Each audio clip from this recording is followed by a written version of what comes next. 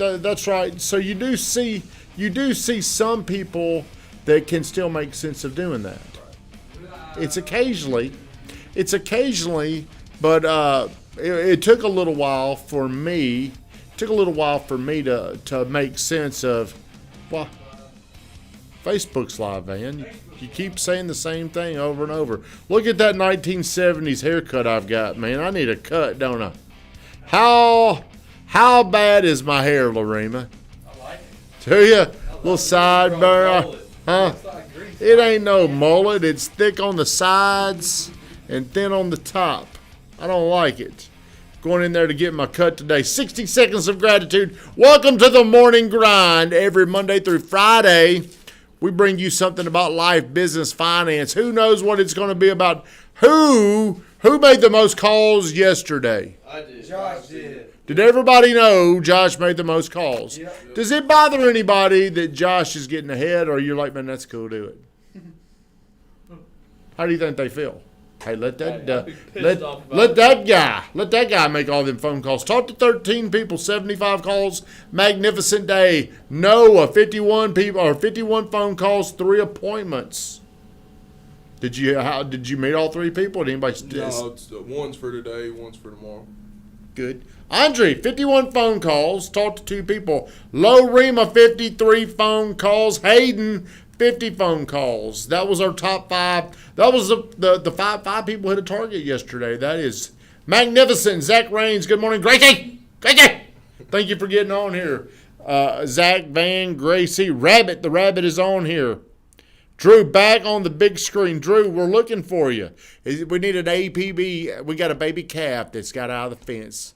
Can somebody bring my calf home? We don't know where you are this morning. This topic came the other night at our little team event, I think is when I was saying this, or maybe it was one day in the office. And I can spot this in other people. The reason why I can spot this in other people, because this was me. When I was about Hayden's age. That was when I started really searching. I'd graduated from college. Good morning, Kendall. I'd graduated from college. I'd had this college job, and then I started working in the stock. I was an aspiring stockbroker. Got to fix the hole in the fence now. I'm a runner. You are a runner. We got to get you back in there. Good morning, Scott. Thank you for getting on here. I'm Hayden's age. I'm 25. I graduated college. I want to be a stockbroker. I got married and divorced at 25. I had shit going on in my life. Good things. So I got a job as a stockbroker. Well, it was actually working for a brokerage company. And I was getting experience on the operational side of how things worked. Okay, I wasn't getting sales experience, but I was dreaming big at 25 years old. And during that time, I never really took the time to consider improving myself. I never thought about, back then there wasn't no YouTube. There wasn't none of that. Cassette tapes, there was things like that. Wendy Sweeney, did you talk to Wendy Sweeney yesterday? Yeah. Okay, well, I'm going to look over that. Wendy, thank you for getting on here. Yesterday I got covered up with some things. During this time at 25 years old, I was never, ever searching to improve myself. I was searching for a job that was better than me, that would level me up to that job. Does that make sense? And I think that's a phase that a lot of people go through, is I'm always looking for a job that's better than who I am, where I am. Has anybody been like that? You probably haven't, Fayho. You're 19. Your birthday's coming up, right? Shit, I know everything. Pay attention. Van, you're in there. Have you ever been like that? Oh yeah, probably up until this job. Have you ever? Do people ever consider I'm underqualified, but this job will qualify me? Yeah, a lot. What do you need to do? Like right now, my goal, my mission for everybody that works here, I want the people that come here to stay forever, but that ain't going to happen. People are going to, get tired of me. They're going to get tired of this. They're going to think something better comes along in their life.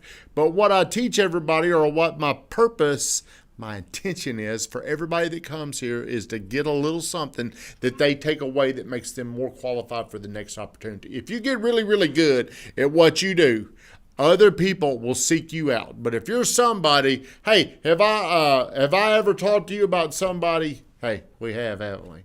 Recently, we've talked about people that are just always looking. Always looking. Who has a friend that's always looking? Does anybody have one? I have a friend. I was the dude. Always looking, man. And the way I would look at these opportunities, I always looked at it, well, what's in this for me? What can I do? What can I make? I always thought of it like that. I never thought about, man, how do I become such an asset that you got to keep me around? And part of my plan at John Jones Real Estate is to be such an asset that it gives me unlimited freedom. Over here, I want to position myself with me and them as somebody they got to have. Are you somebody that's nice to have? Are you somebody, hey, I got to have? Does that make sense? That ain't something that you just grow into, by the way, with age, Feho. That's something that you build. That's something that you create. That is something that you come in every single day and you do these little boring routines every single day that build commitment, that build skills, that builds courage, that eventually it will lead to more confidence. And whenever an opportunity comes up, you might be like, this is so good of an opportunity, I got to take this. My job here is to find people, develop people, grow people to where I got to keep growing myself. My big old bubble has got to be big enough for everybody's bubble to fit in there. Like if my bubble stays this big, how many of y'all can cram in there? I can't find that bubble. Huh? I'm a big guy. Well, it comes down to how big are your dreams? How big are your goals? How big are the non-negotiable things you need in your life? What are the non-negotiable things you need in your life? Need a train. Well, when I'm saying that, I'm talking about this. What are the things you're going to have in your life one day? Money. Protein. Time. Freedom. Okay. Well, right now you're earning that stuff. Right now you're building that stuff. So my question is, how much equity are you pouring into that future? Only y'all know that. Well, I know it. I can watch. Can I? I know. Did you know that? Are you here? What are you thinking about over there right now? Something. You're probably thinking about this sleep. It's so hard. People, I feel like whenever I call them out, they get like, I'm in trouble. No, I understand what it's like. I understand how hard it is to sit and listen and focus. What were you thinking about? Just be honest. Thinking about Beto? No, I was trying to get an email out to everyone. See, that's what I'm talking about. It's so hard for people to sit and focus. What is the number one thing we teach in overcoming objections? Listen. Damn, it's hard. Yeah, it's hard. I'm doing the same thing. Like when other people are talking, I'm sitting there thinking, shit, I'd like to. I'm thinking about usually where most of my focus is 500 houses. 500 houses. Usually you're not even looking at it.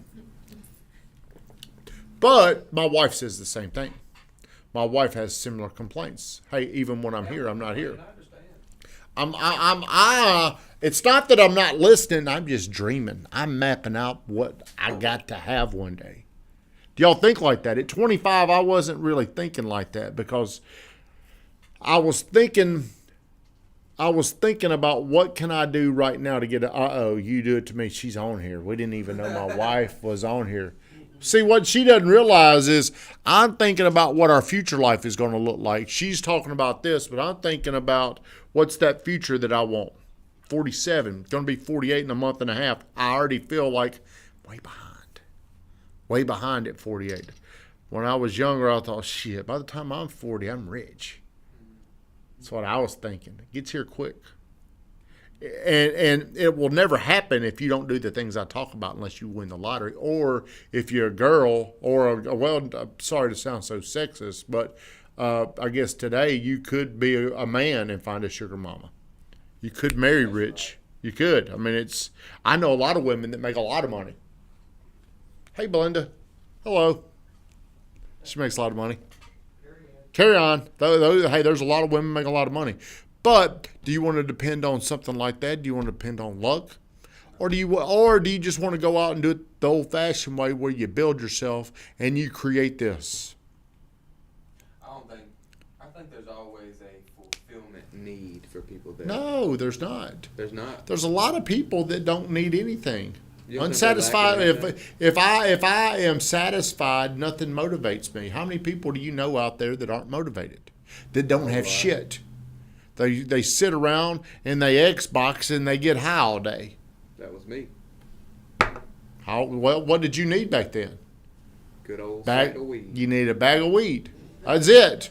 Well, then you get exposed to things and you see, well, you know what could even be better than me sitting around getting high, playing NBA Jam or NBA, whatever it was you were playing, is that, whatever that means for you. Getting around other people is so powerful. It gives you a vision. It gives you a drive. It gives you a feeling of like, man, this would be really cool.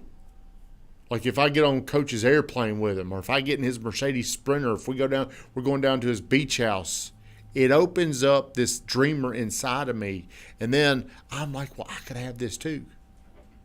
Start thinking like that. Then you start believing it. And you'll really start to believe the shit you say when you feel like you're doing stuff. See, if you're just a dreamer, but you're not doing things to get you there, you don't believe it. And everybody here is doing something. You know, I like the idea of holding y'all to such a high standard. It's unreasonable. Hey, to be honest, it's probably even illegal. Is it, Van? I doubt it. Maybe. Maybe, I don't know. Doesn't matter. But I get y'all's agreement. Is this what you want? Hey, I didn't ask Kaylin how many calls. I didn't tell her how many calls to make, did I? Nope, I told you. Hey, I appreciate that. But I want to create a standard so high that you have for yourself, okay, that you go around and you look at the other people in this business that are really, really struggling. Or, let me correct that. Let me predict. There will be people that really struggle moving forward in this business. It's going to get very hard for them.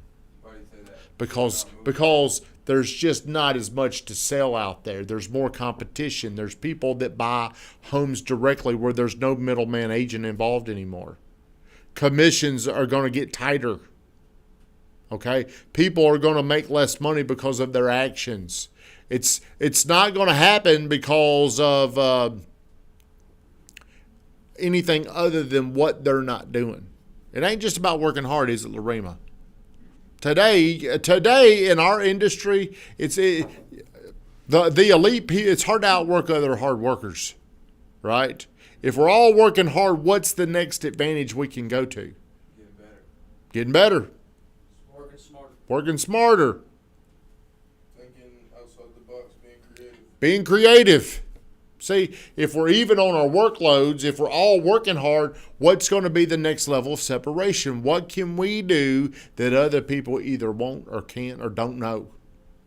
It's going to, Wendy Sweeney, love this topic. Total real life, always have a standard and strive to reach higher. Yeah, I feel like we've gotten stable with everybody hitting 50 phone calls. What if we want to grow? What needs to change? Get more people or work. I'll do a little bit more. Me and Lorena and Van were talking last night, what's the next step other than phone calls? If I keep calling and you don't answer, we got to come up with something outside the box, gimmick, something creative to get your time so you'll listen. So look, if you're young and you're struggling, a new job does not want you. A better job does not want a shit worker. They do not want people that can't solve problems, that can't sell, that don't have courage, commitment, and confidence. That job does not want you. Do you hear me? What are you doing, Van? Keep going. This thing cuts off occasionally. Is that whose fault is that? It's mine. He don't want to own it. Now now I can't end the show because it's darkness. You're good. Can people still hear me? Oh, yeah. They just can't see me. Well, I'm ready to shut it down. You got to go. Nope. You- He's got it under control. He does. All right, everybody, have a great day. Remember this: things that are better than you. This is powerful. You are to remind me there, Fejo. Things that are better than you right now don't want you, and that's only temporary if you change it. Have a great day.